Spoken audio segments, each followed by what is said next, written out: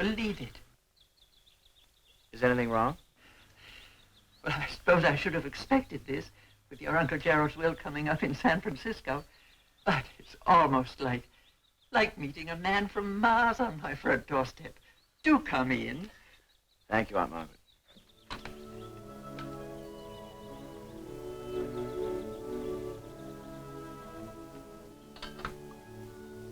It was a complete triumph. A laboratory test made to order. If there was any doubt in my mind, it disappeared there and then. I could have told her I was born in the Tower of London and she'd have believed me. Some more tea. No, thank you. It's English tea, Walker. I've had it sent from London every month for 30 years. Well, it's wonderful tea. But I'm afraid I have to leave. I'm sorry, Walker. There's one thing that puzzles me. Why would Uncle Gerald want to leave me all that money? Well, if Gerald were living, he wouldn't admit it. He and your mother were very close as children. And I think that after all these years, this was his stubborn way of saying, I'm sorry. Well, thank you for the tea, Aunt Margaret. I'll be turning up on your doorstep another one of these days. It was lovely to see you, Walker. Come again soon. Fine. So that was it. Everything I needed was back at the hotel in that briefcase. It's 521 miles from Salt Lake to Reno. I talked him into making it in one jump. I had a special reason. We had to hit the Nevada desert at night.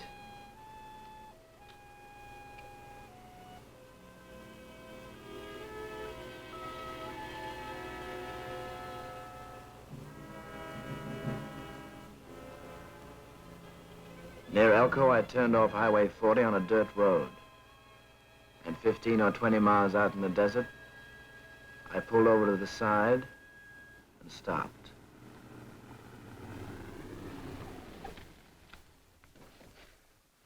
What's up, old man? I'm terribly sorry, but I'm afraid we're lost. Lost?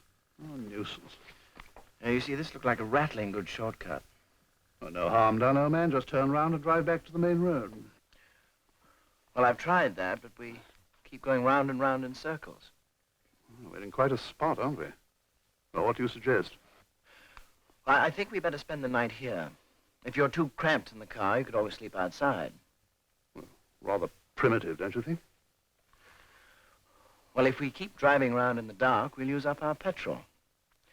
Many people have been lost in the Nevada desert. Never heard from again. Good heavens. We can't have that, can we? Do you think it'll be safe? Safe? No buffaloes or Indians, I mean. No buffaloes or Indians.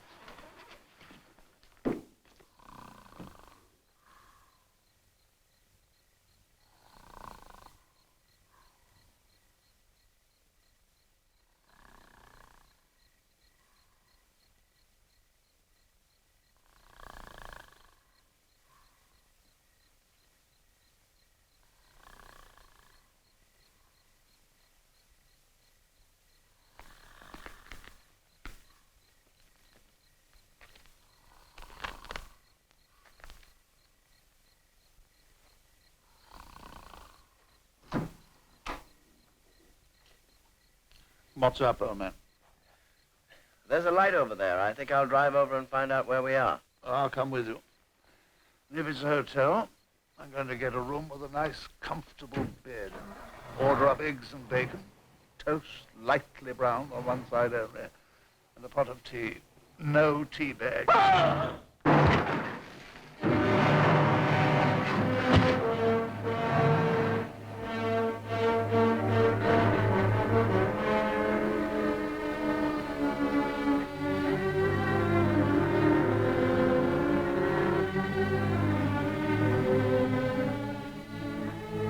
I bought the ticket, put the ante on the line. The next move was the attorney's office. Everything was there. I was all set. But the thing I felt before hit me again. It was all so pat, so neat.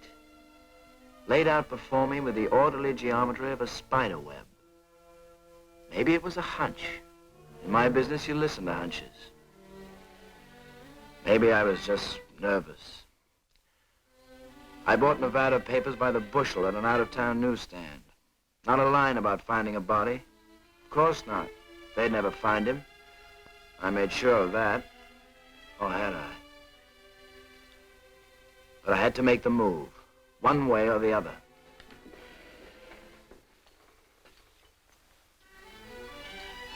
Heads, I'd do it. Tails, I wouldn't. It came up heads.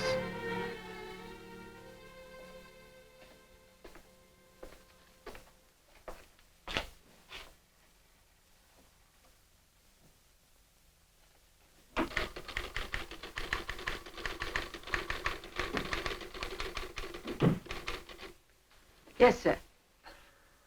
I'm Walker Hendricks. I phoned for an appointment. Oh, yes, Mr. Kelson is expecting you. I'll tell him you're here. Mr. Hendricks is here. Yes, sir. Mr. Kelson will see you in a moment. Won't you sit down? Thank you.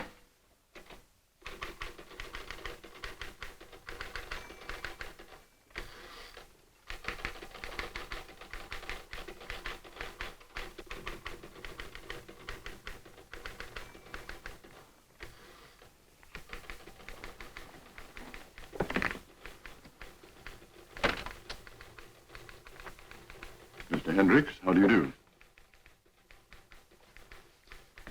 Welcome to San Francisco. I'm Matthew Kelson. How do you do? Nice trip, Well, it was long anyway. You have a big country here. and it's a long trip across it. It is indeed. Well, I suppose you're anxious to put this business behind you and get back to England. Shall we begin? By all means. I have the documents here. There we are. And this is the correspondence, mostly with your office. I think you'll find everything there. They seem to be in order. Good. Mr. Kelson, how long do you expect it'll be before...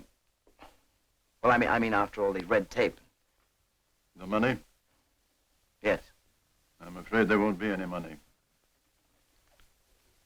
I'm sorry, I don't understand. Really. Well, if there's any problem at all, I'm sure you'll find everything right here. Not quite. We got one more to add to it. Walker Hendricks' death certificate. Murdered by person or persons unknown. That is, up until now. They found the body. You're all through, mister. Sergeant Mack, San Francisco Homicide. I should have known better. Long shots are for chumps. You want to tell us about it? There isn't too much to tell. My name's Charlie Raymond. I answered Hendricks' ad in New York. It looked like a shoo-in. So easy. Then I drove over him in the car. Buried his body 1,000 miles from nowhere. Way out in the middle of the Nevada desert. How'd they ever find him? Nevada desert. You ran over him with the car. Don't you know the details, Sergeant? What's the matter? The Nevada cops getting sloppy with their reports? We haven't had any reports from Nevada, Raymond. And no one found the body in the desert. Then how'd you know I killed him? Why did you walk with a limp when you came in here? Because Hendricks walked with a limp, of course. I see. Oh, come on, Sergeant. How do you know I killed Hendricks? You didn't. Walker Hendricks, the real Walker Hendricks, was shot in New York and tossed into the East River. We got a tip it was a con man called English Jim who did it. English Jim is the man who walked with the limp. He obviously hired you to keep him up to date with how things were in London. You see, it was English Jim we expected to see here today, but it seems he only made it as far as the Nevada desert. Thank you for putting us straight, Raymond.